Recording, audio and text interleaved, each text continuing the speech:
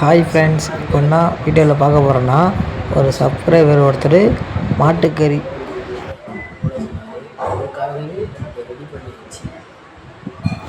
புதுசாக கவிஷ் கிச்சன் சேனலுக்கு வரீங்கன்னா அப்படியே ஒரு சப்ஸ்கிரைப் பண்ணுங்கள், லைக் பண்ணுங்கள். வாங்க வீடியோக்குள்ளே போகலாம். பீஃபை நன்றாக கழுவி ஒரு தட்டில் வச்சுக்கிங்க.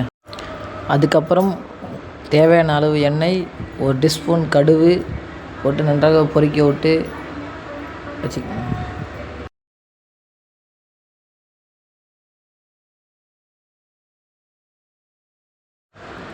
அடுத்தது இஞ்சி பூண்டு பேஸ்ட்டை கொட்டி நன்றாக வதக்கவும்.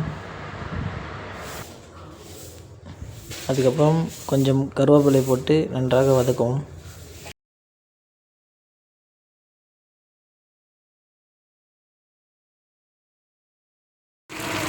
நன்றாக வெங்காயம் கருவேப்பிலை கொட்டி நன்றாக வதக்க விடவும். அதுக்கப்புறம் தக்காளியை கொட்டி நன்றாக வதக்கவும்.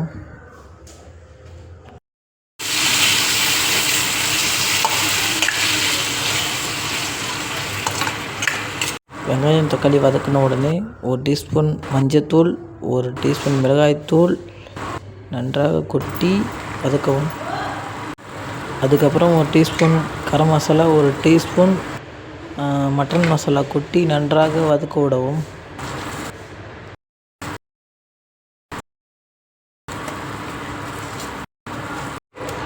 அதுக்கப்புறம் பீஃபை எடுத்து அப்படியே வதக்கின மேலே அப்படியே கொஞ்சம் கொஞ்சமாக தூவி விட்டு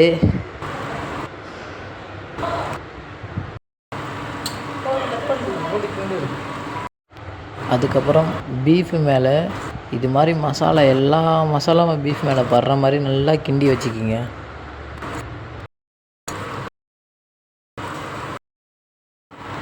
அதுக்கப்புறம் தேவையான அளவு தண்ணி ஊற்றி ஒரு தட்டெடுத்து போட்டு மூடி ஒரு 5 நிமிஷம் கொதிக்க வச்சுருங்க. அப்படியே இந்த அளவுக்கு நல்லா தகன்னு நல்லா கொதிக்க விட்டு அப்படியே வச்சுக்கோங்க.